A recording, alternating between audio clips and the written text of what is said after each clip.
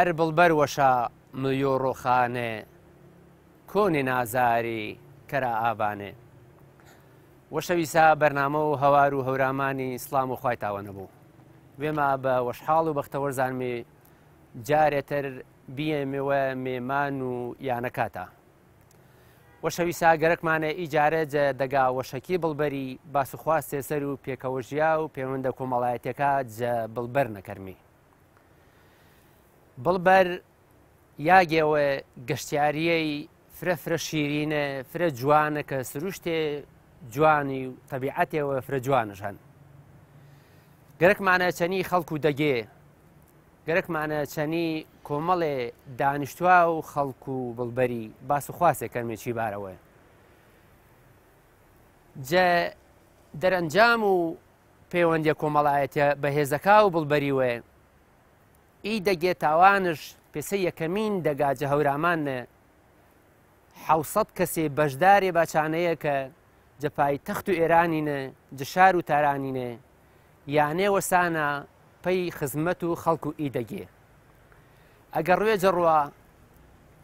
کەسێوە خەڵک و ئی بڵبەری ڕاشکەوتە تاران چاگە بلو ئاگە و ئیسراحەت کەرونە و ئیتر پێویستش بە هیچ یاگێوە نەبوو دەتارانێ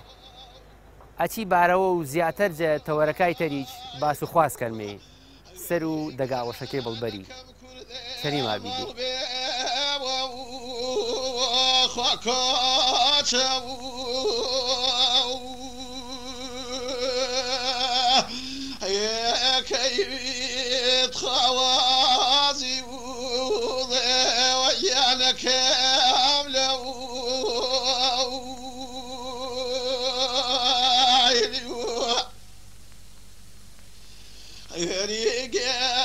كما يزيز معي وريح خدوري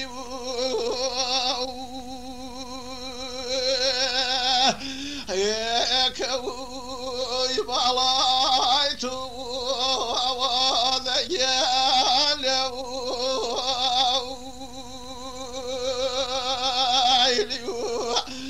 ريقانا كم جسم كالواب أخشام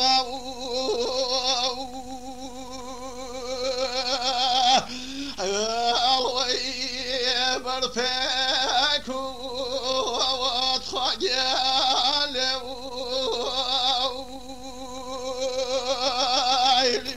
بینە لە وەشەویستەکە و بەرنامە و هەوار و هەورامانی هەر پارچەکە پێشتێکێکێنە عەرزما کردیدی ئامنمێ دەگا وەشەکی و گەشتیارەکی بڵبەری گەرەکمانە چێگرێ باسێ سەر و پەیوەندیە کۆمەڵایەتێکا و هەورامانی بەعام و دەگا وەشەکەی بڵبەری بە تایبەتی کەرمی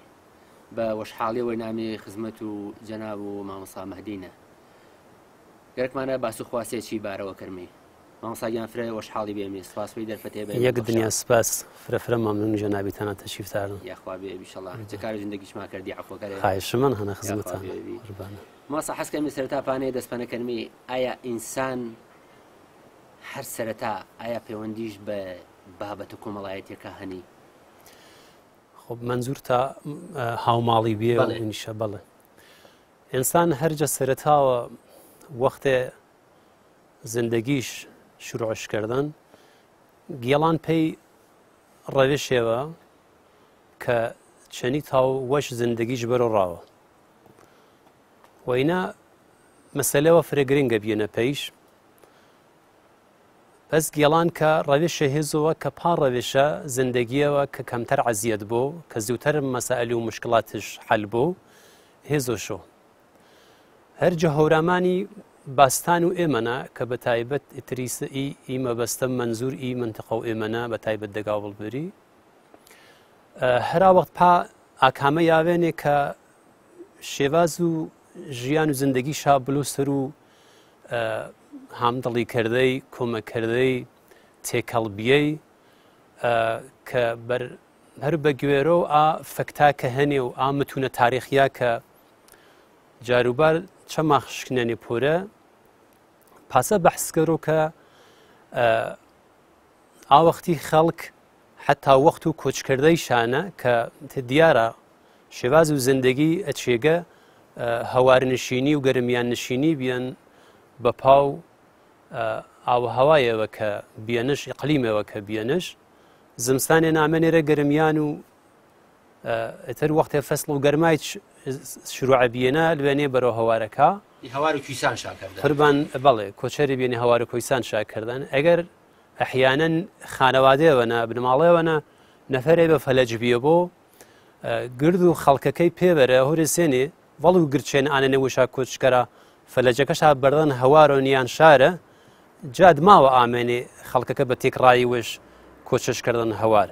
یعنی ئەچا سەردەمنە شێواز و زندگی ئەپی سوورەتە زانان شاکەشۆ پێسە بوو وەشە سیایی بیان هەنگەر شاوەش گەریم دژمنایەتی نەبیان عرض بە خزمەت حتا مەسەڵان چون دیارە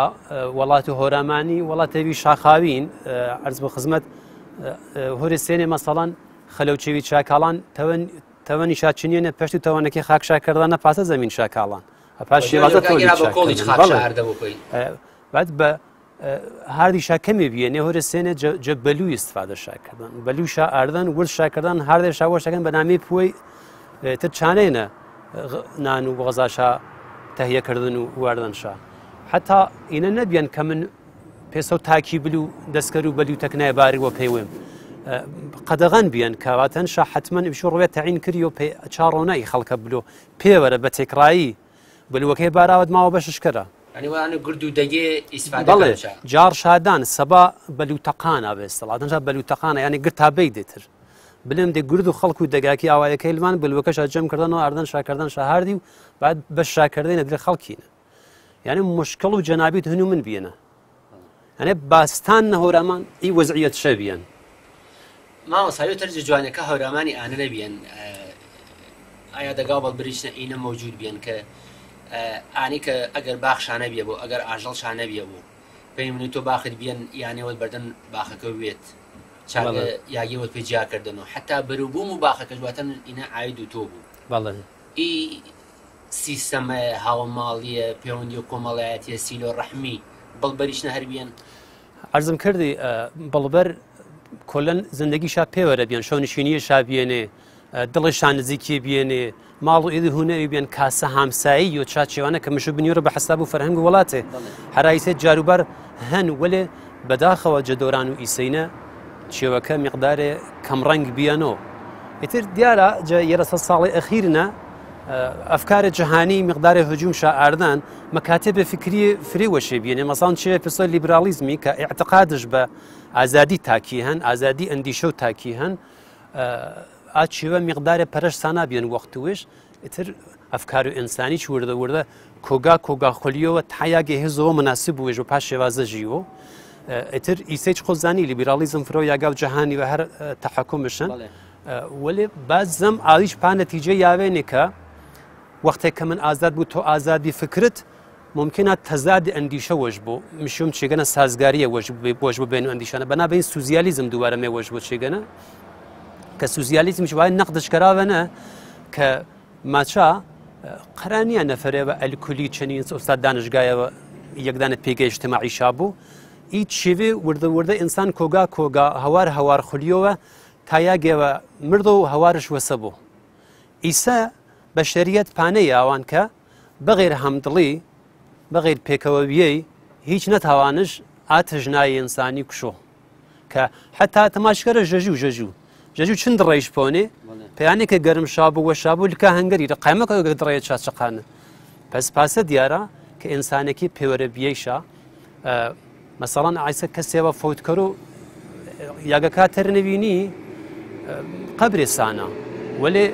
ئێمە خەڵکو و دەگایەکە تەریمێنێت شێگە قەبرەکەنا کۆمەککەرا یعنی فرەی نامی فکر و ئیحساس و ناڕاحەتی و مشکلات و هەنگەرینە ئەمە یەک شێو هەن هەرچی چێوە من ممکنە بەعزە کەلیمەکێم مەزانوا چ فارسیە بە شو عەفوکەری ئەرێ گرچە نسبین هیچە مطلق نییە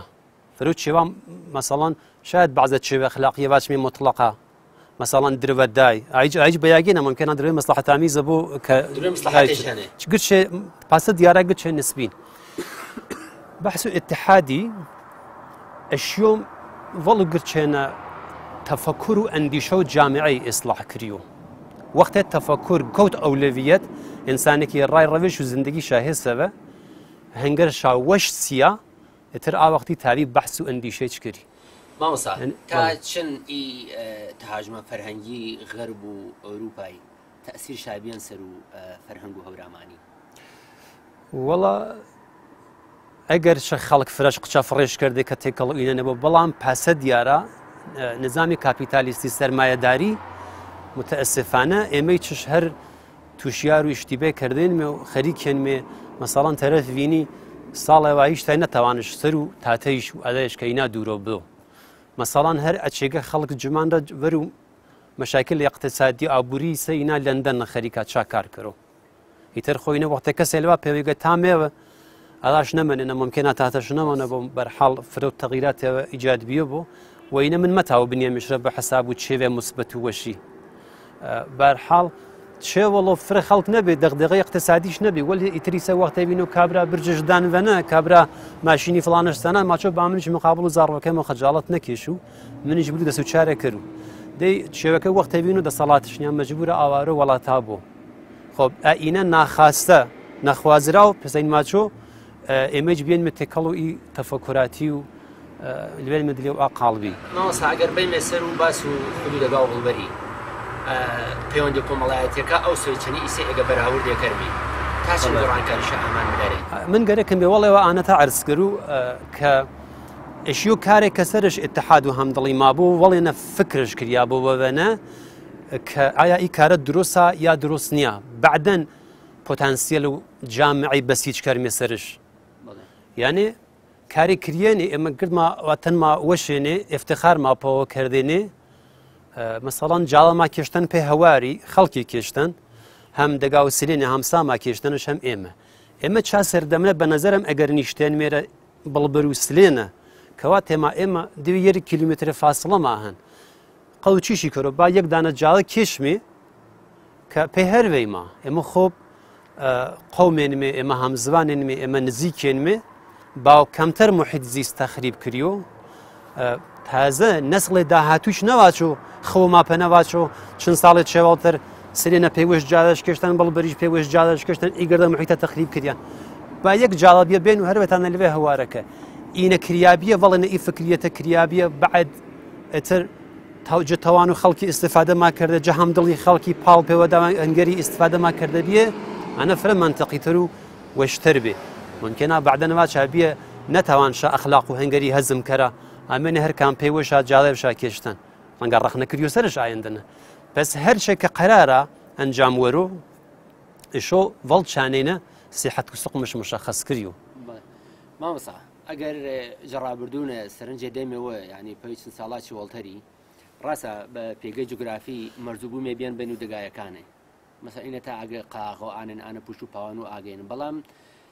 دەگایەکی کولەن مشتەرەکی بینێ پێوە جە پوش و پاوانی جە قاغەی مەسەرەن جە لە وەڕگای جە باخ و جە باخاتی حتا جە سەرچەمە ئاویەکە ئایا ئیچیوی ئیسە هەرمەنێنی ئەپیشەوازە مەسەرەن جە دەگاڵ بڵبەرینە بە حکومانی کە شمە چەلی سلێنی فاصلەوە شانەتانیە فرەتێکەڵێندی ئی پەیوەندی و کۆمەڵایەتیە مەسەرەن ئیسیلە و ڕەحمی هیچتا هەر بەردەوام منن قوربان من ئەگەر ڕەفیقە سلێنیەکەم لاشا بەرو زندگی منە دنیام تاریکە بۆ یا ژیواریەکەن یا ئیلاولایەکەن ئیتر ئیسە ارتباطات فرەت هەراری ئێمە جە هەوار و دەرەویانیوە نوێنی ماچەنەن کلجینی ماچەنەن سلێنی ماچەنەن بڵبەری ماچەنەن ئینی کولەن پێوەرە سازگاری ما هەن پاگەوە هەساری مایی بەنە باخما هامسێنمێ گاهی وەختی من وەختم نییە هەمساکەم باخەکەیم دارو ئینە هیچ شێوە ئیسەیچ هەر هەنی قوربان مەگە کریۆ بەرحاڵ ئاوەختی خەڵک زانانش پێکەوە بیەی چێوەن پازیتیڤە و ئەشۆ حیفز کریۆ چێوە پێی نەسڵەهایە داهاتوویچ وەش بەختانە ئێمە هیچتای ئافرهەنگما پەنەمەنان بڵێ الحەمدولله مامۆستا ئێمە وەڵێ عینێ داغڵ و دەگاو بڵبەری بێمی بە سەر و قەتعیەوە نووسیان بە روستایە گەرتشگەریە بڵبەر خوش ئامەدیت یعنی ئیسە بڵبەر بیان بە یاگەوە کە مسافرێ فرە ڕۆژکەرونێ خەڵک و خۆ خەڵکی مەسەرەن مێمان نەوازی خەڵک و بڵبەری تا چەند بیان مایە ئانەیە کە مسافرێ فرەتەر ڕۆکەر و بڵبەری وەڵا هەر مەکانێەوە کە تۆ ڕوە منیەی فرەتەر سەر و خەڵکەکەیشەوە حەسابکەری ڕەنگە تا سەر و سروشتەکەیشەوە من وێن فرە وەختا لەوانە وڵاتێ وەختێ کابرا بەخەوەوە ئامان پێوایمەوە هەروە ما وڵاتی چمە گەرەک بێنەتر حەسکەری دووبارە جارە قەتعاً ئەیچێش ئینسان مەسەڵەن وڵات و یونانی دەخۆ بۆ نۆ کۆکاشۆن یان مەشهور بێن بۆ نۆ فەلاسفەکەیشۆن یعنی ئەندیشەهایە مەغزایە کە چاو وڵات نەهێنێ با بەعەس وانێ عەیار بدە یۆپا منتەقەی ئێمە هیچ ڕەحم و خوای پاسە بیان تا ئەی لەحزە هەر حورمەت پارێزیان چێگە هەمیشەی بەتایبەت بەرژەوەندی غەریبەی جا وێمانەی ڤەڵتەرۆدیە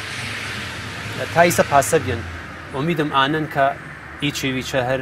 نەل و فەنارە هەرمەنەوە پاسە بێن بەڵێ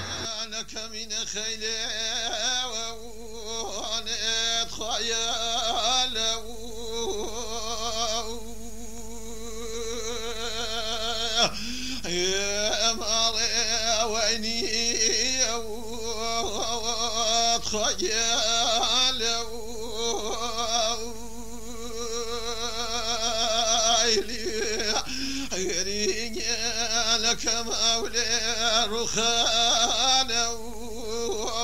وأضليقة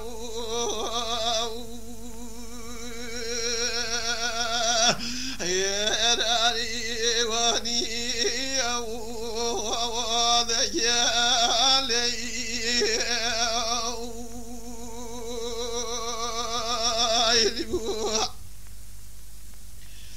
رجال كمين خيلي وخذلين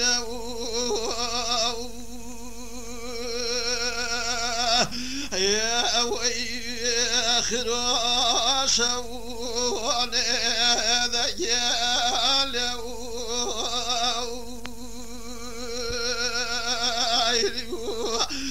رجال كم يقدر على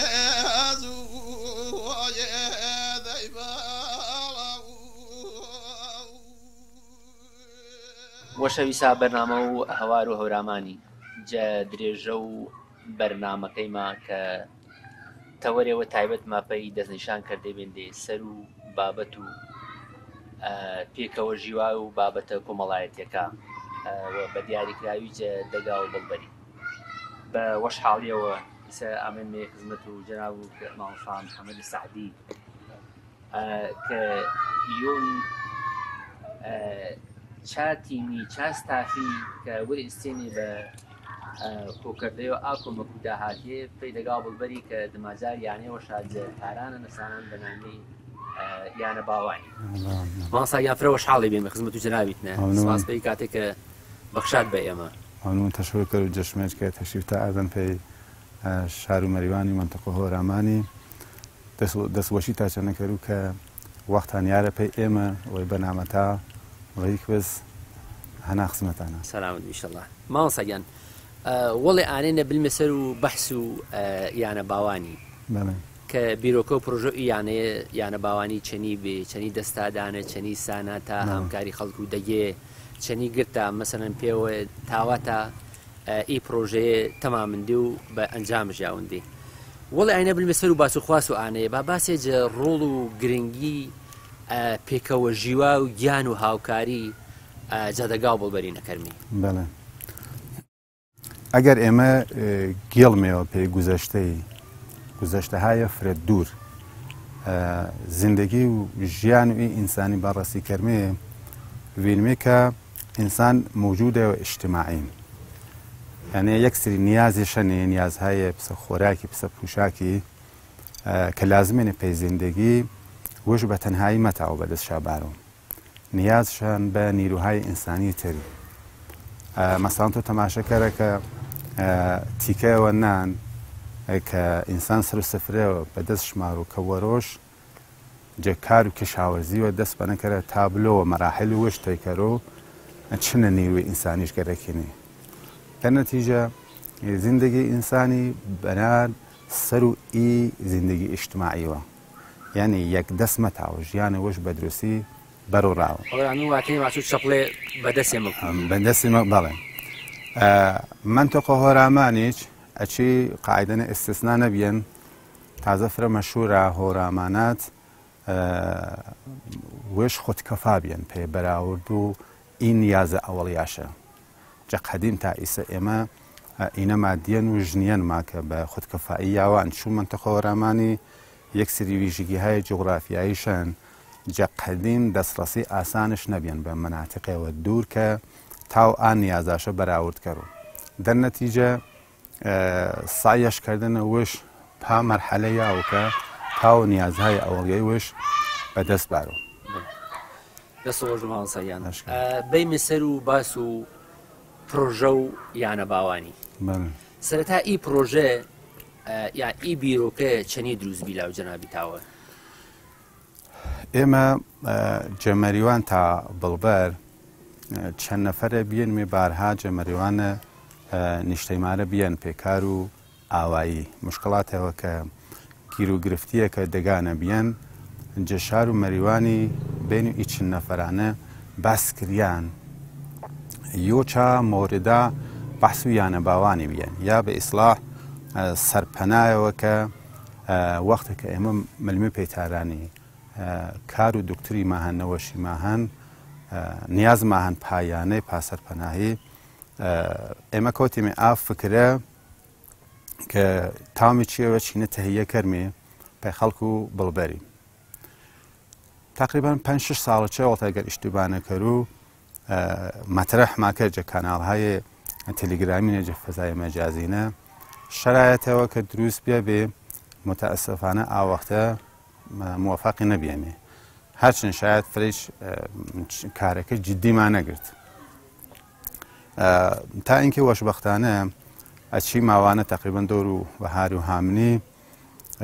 نیشتەیرەهای خصوصی مابێ 2 نەفەر 1 نەفەر 4 نەفەر بینووی ئەفرادانە کە مەریوان حەزر شابێن و بەشێک جوانە ئازیزەکە کە مەترەح کردیا پانەتیجە یاوامی کە ئێمە لازمە پێ ئیکاری جەلسەوە ئەمومی نیشتێرەوە گردی بە ئیسلاح بنیای مێرە جەشار و مەریوانی تابڵبەر فراوان کوبنەوە فراوان و گرد ئاوایی بە ئیسلاح ئێمە هیچی بەحس کەرمێ بزانم ئایا ئیمکانشن تاومە ئیانێ بسانمێ یا خێر یا ئەگەریش بسانمێ ئایا جە تارانە بسانمێش یا جە سنەنە چون نەوەشین و منتەخۆ ئێمە یا سنەملە یا تاران مراجعەکەرە وەڵتە کرماشانیش و تەبریز هەن بەڵام فرێتر ئۆلەویە سنەن و تاران بەشێکی برایە موافق و سەر و سنەی بێنێ کە جە سنەنە یانە بسانمێ بەڵام چون سنەواتمان نزیکترە بە شار و مەریوانی و موقعیەت و سنەی نەسل بە تارانی خاستەرە پێینەوەشینی چون سنەنە یانەهای هەنێک کە سازمانیە بە ئیسلاح خەیریە کە دروستی شاکردێنێ تاوە نەوەشین چیانیشا ئیسفادە کەرەوە بەڵام تاران مرکزەوە گەورەتەرە پزیشکە متەخەسسێکی فرێتەریشینێ جە تاران خەڵک و لایەمەش وەختەکە نەوەشینشان حەسکەرە بلو لاو ئالترین دکتری بەڵێ بەڵێ دەرنەتیجە ئێمە ڕێیەما بیە سەر و ئانەیکە جە تاران ئیانە بسنی و خاسە ئەچی نیشتێرە عمومینە 10-15 نەفەرێشە هۆرچنیە بە ئەنوان و کارگروهی یا تیمەوە کە ئی کاری بەراڕاوە یعنی ئەرک و کارەکەی بسپاراش سەر ئی ئەفرادا و ئی ئەفرادێکە ئینتخاب کردی یاگەی متمانە و خەڵک و دەگا بڵبەری بێنێ وەش وەختانەکە ئێمە دماوی نەکە دە 15 نەفەرەکە انتخاب کردیە هۆچنیە نیشتێرەهای خصوصی مابی ڕاهکارهای مایرەدا کە چەنی دەستمەنەکەرمێ کەناڵهای تەلەگرامی بەعنوان و کەمپێنیمان تشکیلدا جەفەزای مەجازینە دەستما پەنە کرد ژمارە حەسابی بانگیمان باس کرد پێ ئیکاری عەرزت کرد و تەبلیغاتێ و گوسەردەما دەستمەنە کرد و سعیمان کردەکە ئەنگیزە و شەوق و یانە سانای جەتارانە دلێ و خەڵکینە بەوجود بارمێ وەش بەختانە خەڵک و دەگا بڵبەری جواب شاداوە و کارە فرەعالی شاکر من هەرچێگە دەستۆشی شاپەنە ماش و دەستی شا ماش کرد و ژەنێ و جەپیا و جەوردی تا گەورە جە ئانە کەینە دەگا بڵبەینە تا ئانە کەینە دوور وڵاتەکە جە بریتانیا ماوەسا دما ئەنەیە کە شمە تەرحە و ینی ئی پرۆژەتا مەترەح کرد پەی خەڵکو دەگێ ئێستقبال و خەڵکی چەنین بی پێیانێکە ئی کارە کارێوە نەوعین و کارێوە تازن کە جەڕابردوونە گیراجە دەگا بڵبەرینە نەبیە بوو چنین کارایەوە نەبیە بە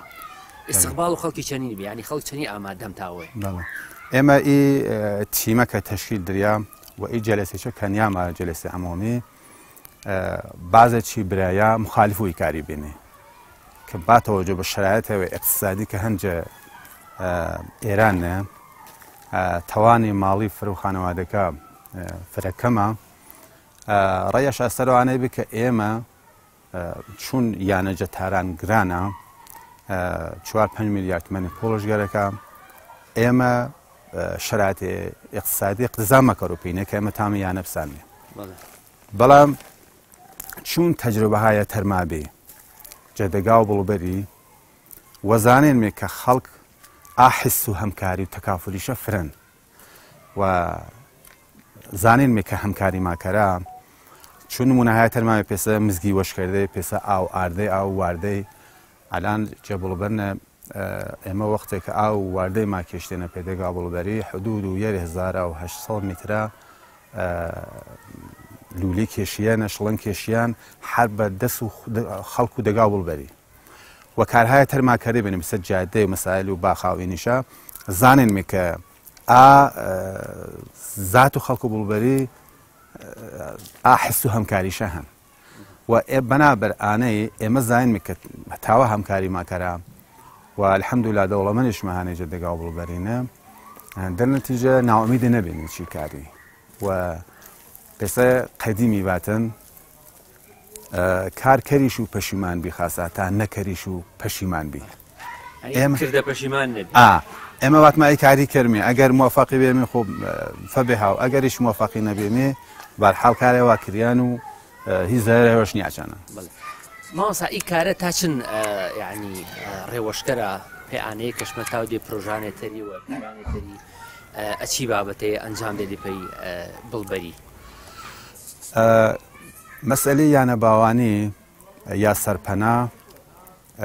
هەر پاسەکە عەرزم کردێ ئینسان موجودێ و ئیجتیماعی نیازشن بە نیروهای ئینسانی فرەتەری یانە باوان سەرپەنا هێوا کە ئەوەڵین چوێوە کە ئینسان نیازش پەنا هەن خاصەتەن یانە باوان جەتارانە چون نەوەشین مراجعەکەرەوە بە ئاگەی عەرزت کرد و خەم و خەفەت و دەرد و ئێش و نەوەشیەکەیشن مەسەلەی ماڵیشن وێرەگایچ کە ئاماوە نەزانم بلو پەیکۆگەی ئینەوەش ئێشەوە فرەتەرە خود و نەوەشینەکەی بەڵامەکە وێرەگا ئاماوە هەم هەمڕاکەش و هەم خود و نەوەشینەکەی واش منم لام لێوە پەیانە و بیانە باوان یا بە ئیسڵایانە و وێما ئینە باڵێ باڵێ قەتئەن نوعەوە پێسەماشۆ دەوا و ئینەوەشی بەشێجە ئازاریش بڵێ بەشێجە ئازاریش کەم بەوە فقط خەفەت و پۆڵونەوەشیەکەش وەرە خەفەت و ئانەی مەوەرە کە وێرەگا یانە قۆمی بلو هۆتێلە بلو هۆتێل ئەپی شایەتی اقتصادی یانەوە قۆمیش بلو کە مزاحمەت ئیجاد کرد و هەم پێی وێش و هەم پێی خانەوادەکەی چون نەوەشین بە حاڵێکی شرایەتشان احتیاج بە نەزافەتیان احتیاج بە ئیسراحەتی هەن مشکلات و خاصی وشەنی کا چا یاگەی کە وێش چەنەش بۆ ئیسراحەتی کەرۆ مقایسە نیە چونوانی کە بلو یانە و فەردێک تەریکە شەوە ڕۆکەرەوە دەرنەتیجە ئی کارێ عامل منفعێ فرە نیاز و منتەخۆ ئێمەنێ یۆشە ئی یانە باوانەکە الحەمدولیلا دەستمانە کردیاوە تقریبا نامێ مەراحلی ئاخری چشن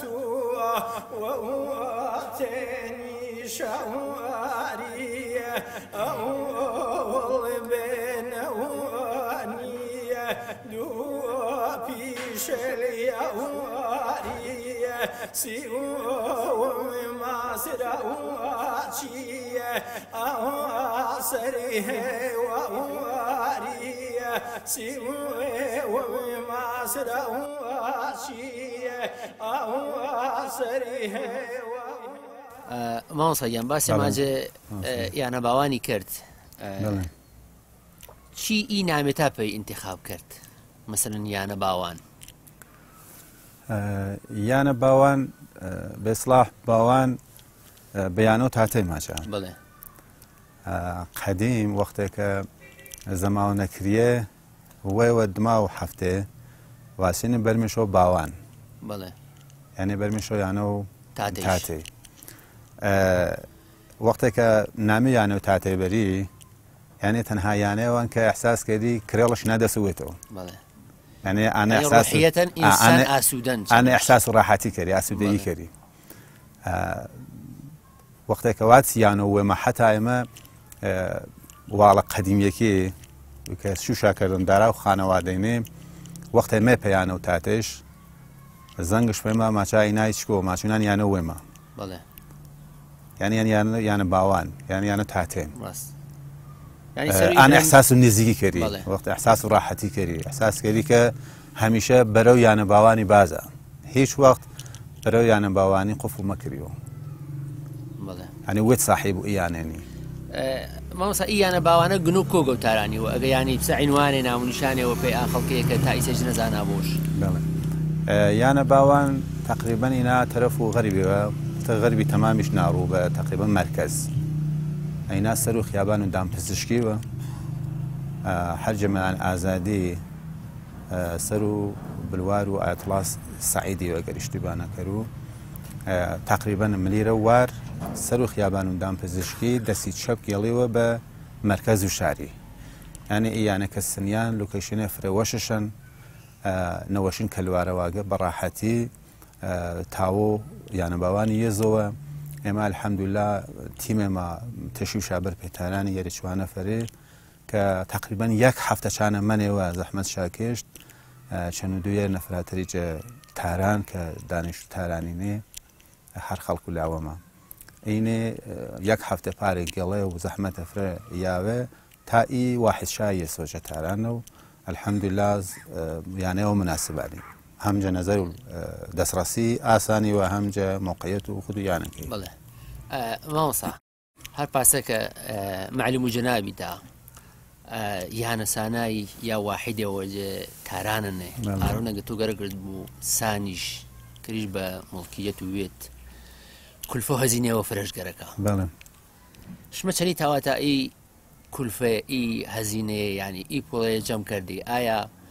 تەنها بە خود و دەگا و بڵبەری ئی کۆمەکیە کۆکریاوە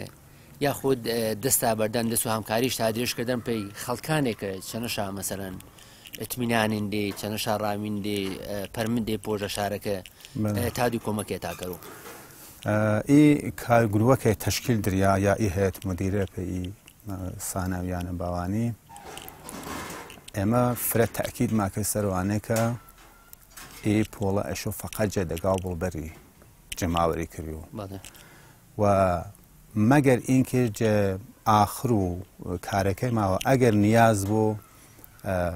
ئێمە جە خەڵک تەری داواکەرمی وەشبەختانە خەڵک و بڵبەری فرە استقباڵی عالیشا کرد ئێمە ئەسڵەن نیازمانە بێ بە ئانەیە کە ئەفرادی تەرکە کومەکما کەرا مەگەر ئینکە منتقۆ هۆراماناتی تەرەف وێش بەسرەت و خەیریەی بەسرەت و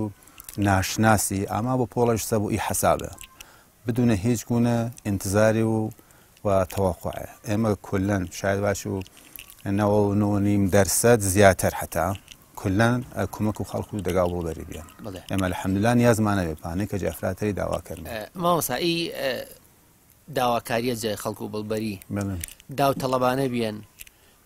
یا مەسەلەن واچمێ ئاڕژەکە دیاری تاکردن پێی خەڵکی جیاوازی بێن بین و خەڵکی پێی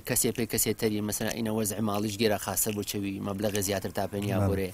یا هەر بەعام بانگەوازەکە چێوێ گشتگیر بیان پێی خەڵکی کە خەڵک بەپا و توانایش بێ کۆمەکەرەوە ئێمە وەختەکە کەناڵهای تەلێگرامینە و حتا جەمزگینە ئەمە نمایەندە مالوان نمایەندە ئی کارگروهی جەمزگینە جە سەر و جادەکەینە مەسەڵەن شوێنهای عمومی کە بەحسکردیان بە سورەت و داوتەڵەبانەی بیان دروستە تەشویقمان کەران خەڵکپانەی کە زیاتر بدۆم ئانە کە دەسەڵاتی فرەتەرشن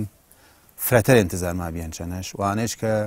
دەستش کەمتر لوان خۆ بە میزان و توانایی ماڵەشەیە ئینتزارما بیان هیچ گونە ئیجبارێەوە نەبیان کولەن شوێوە کە خاستە و دڵە وێشا بیان ئێمە 200,000 مابیان 500,000 مابیان تا 100 ملیۆن تمەنیش مابیان وخوا بیان ما واڵی ئازیزە ڕوکنارشورەتەن جە پۆڵ ئا ڕوکناری کیسە وێشە کە ماچۆ حەڵاڵا چاپۆڵی بەسەنش حەساب و یانە باوانی مامۆستا بەدەرجێ ئی یانە باوانی جەتارانە کە سانان تا ئەیاشمە تەنها پێی منیسە یانە باوان تەنها پێی نەوەشی بە نیەت و نەوەشی سانان تاکە کەسێەوە پێویستش بە دکتۆری ببلۆ ئاگە چاگە منەوەی یا هەر بەعام مەسەن ئەگە هەر خەڵکێ تەریج ئەگەر پێی هەر سەفرە و سیاحەی بوو یا ئەگەر پێی گەڵایە بە بلو تاران بلەوە یانە باوان ئێمە جا ئەوەڵە بە نیەت و نەوەشی بیان یانە ئانە کە مراجعەکە ڕوو بە تارانی و کار و دکتریشان ئەشۆ چەنەشی استفادە کەرم و ئیسەیش وەختێک کە پایان و ئی کاری ئاما ئی واحدما تەحوێڵ گرت و کارێکش تەمامیە ئێمە ئی کارگروهە یا هەیەت مدیرە نیشمێرە ئەساس نامش پێی وەشکردمێ چوارچێوێش پێی تاین کردمێ تێق و ئەساس نامێ ئێمە ئەشۆ چیانە باوانی استفادە کردمێ و چنە سانایش مهم بیان مامۆستاگیان نگەهداریچش فرەتەر مهمە بەتاکید قەتعان چون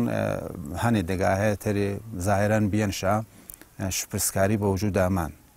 کەسانە بینێ کە لوێنێ ئاگە ممکنە خارج چوار شێوەی بیان ئێمە سایەمە هەنەکە ئاساس نامەشە پێی وەشکەرمێ و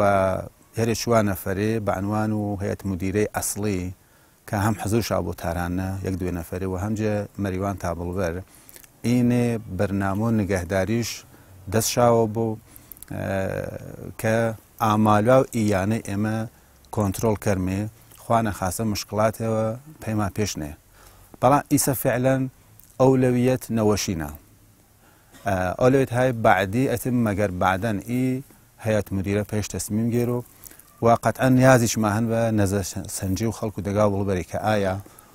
ئینی کە ئیانەشە سانان ئایا ڕجواش وینا کە خەڵک خارجێ نەوەشینی تاوەبل و ئیسفادەکەر و یانە مامۆستاشمە بەرنامەڕێزی ئانش تا پێکردن کە واشمەی لەحزێوەنێ یا مەسەلەن ڕوێوەنێ چ نەوەشێوە نەلا تاران و دمایی بە حکم و ئانەی کە بەجێ جۆرەکان ئای بەیانە باوانی وێ شازانە بەیانی وێ شازانەش بەجانە یەری چوار خانەوادی یا یەر چوار نەوەشینی بلاوە ئێگێ شمە ئینادی فکروانەکە بەرنامەڕێزی کە دەیلانی کەم نەوەشێکیشتا بەنەوبەت بلا پەیتارانی ئێمە بەش ئینشاڵا کە کەس مراجعە نەکەڕ بە تەران کەسی استفادەشتە نەکەڕەوە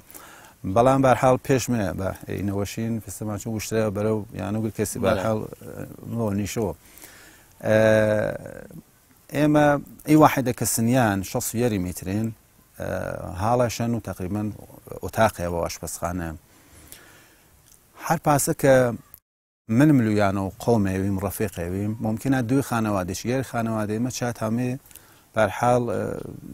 زندگی کەرمێ و شەو ڕۆکەرمێەوە و مشکڵاش پێش نێ خەڵکو دەگا بڵوبەریش ئەگەر مۆردی چانە پێش بێ یەک دۆ خانەوادە هیچ تاواش ئاگەیان نیشارۆ بەرحاڵ مشکڵ و نەوەشینی شاحەلە بۆ هیچ کێشەوە نیە چاوبارەوە کە ئێمە دوێ نەوەشینە یا یەری نەوەشینێ چا واحدنە نیشارە و ئیسراحەتکەران مامەسا ئینا دەسوی جەنابیتەوە و وەڵتەر کارتە سەرکردن و یا هەر بەردەوامی دەسەر و ئینۆ کارەخەیە و ئی پرۆژە چێوانە تەربیێنێ دەستاوە کە وەڵتەر کردێنی تا چێشی بینی چێوی کە کردێنی تاپەی دەگا و بڵبەری پێی لایەنی خمەسەنە گوزشا خزمەت و خەڵکو بڵبەری وەڵ ئەبەتە من کە یۆچە ئەفرادانە کەچی لیکای نەبێنام من هەرچێ دەستوەشی تیمی کەرو کە واقعان کولەن دەستشادا دەستوترینە و ئی هەمکاری ما بی پێوە و تا ئیانە سنیە قەتعان ئەگەر هەمکاری کار و تاکە کەسی نییە یەک نەفەینە نە منە ئەمسال و نەفەرایەتەری کولەن کارەوە جەمعی بیان فڵجە ئێمە کارهایە فرێکردێنی پێی دەگا و بڵبەری بەڵام دەوران و ئێمە کارێتە فرە گەورە کە کریا پێ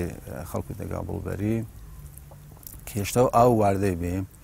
هانەوە هەم ماچاش بە نەنگا نەوار و دەگا و سەر و پێریوە واچا مەکریۆ ئێمە واتمە خەڵکو و بڵبەری توانایی ئانێشن کە هەمکاری کەرو مەساڵحکە مادەی دێپەنە ئێمە ومە بەقێ کارەکەش کەرمێ وەش بەختانە مەساڵحەکە شادا بە ئێمەش پسە شڵنگی و ئینیشا تقریبا 1800 میتری ئێمە هەر خەڵکو و دەگا وڵبەری وەش ئی شڵنگشا کێشتن بە هەزینە وێشاوە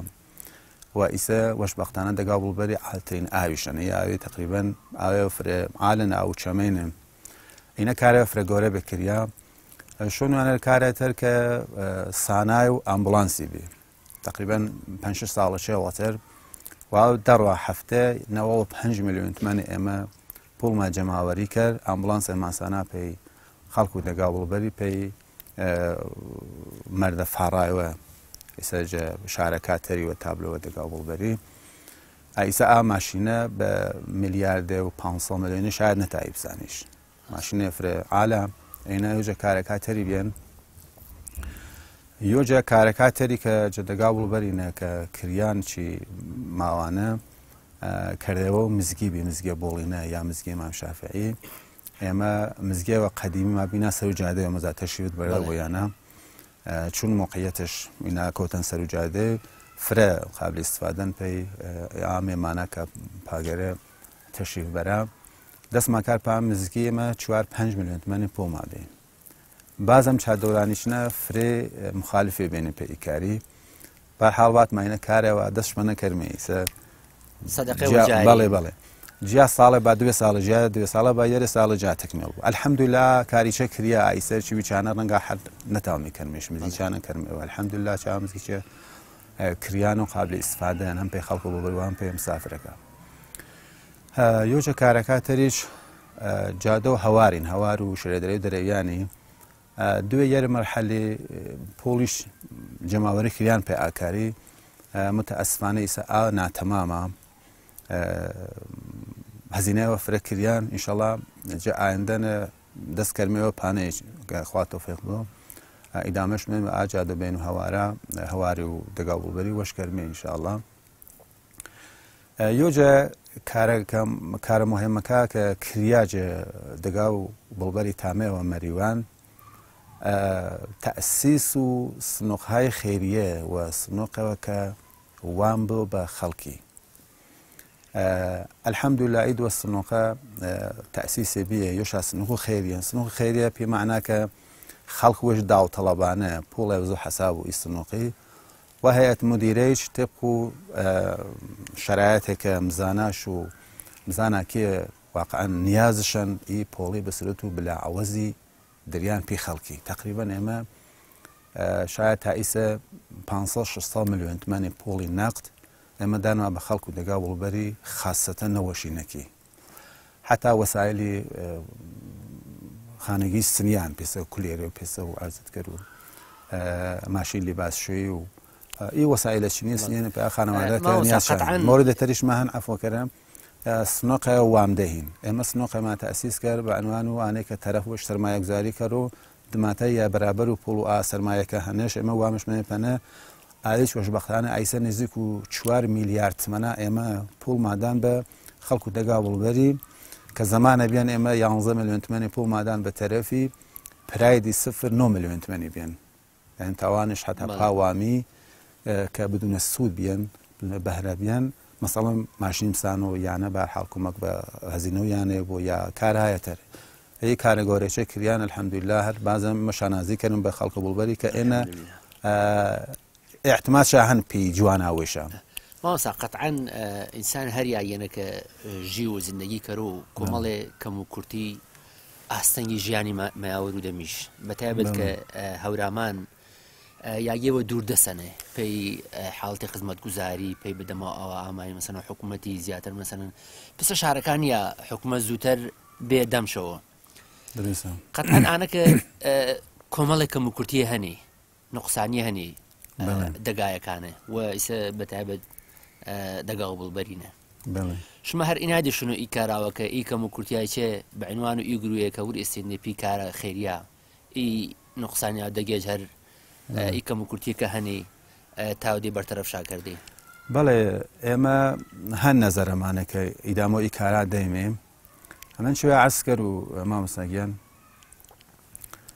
بەخشش و سەخاوەت پێسە ڤاتەنشە بەخشش و سەخاوەت وەڵچانەکە مەسەلەی ماڵی مهمە بۆ پێش قلبه و دل فرگورش گرکه. تأکید. یعنی اگر طرف چه درون وشنه چه دل وشنه به اصلاح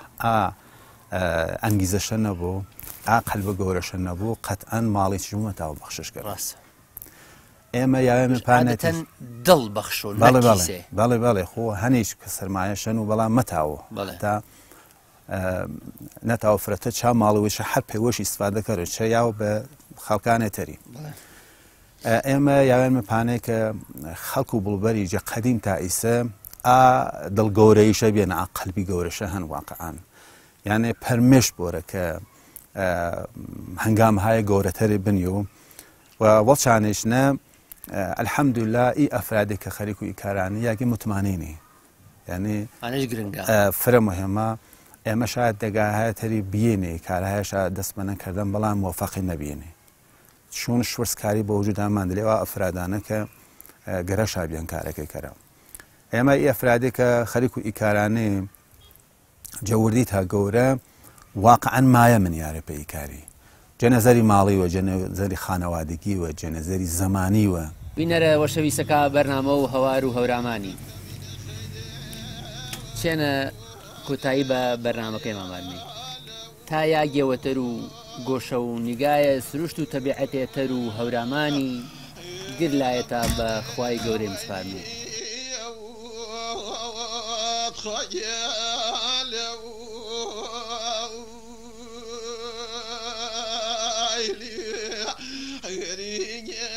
لك مولى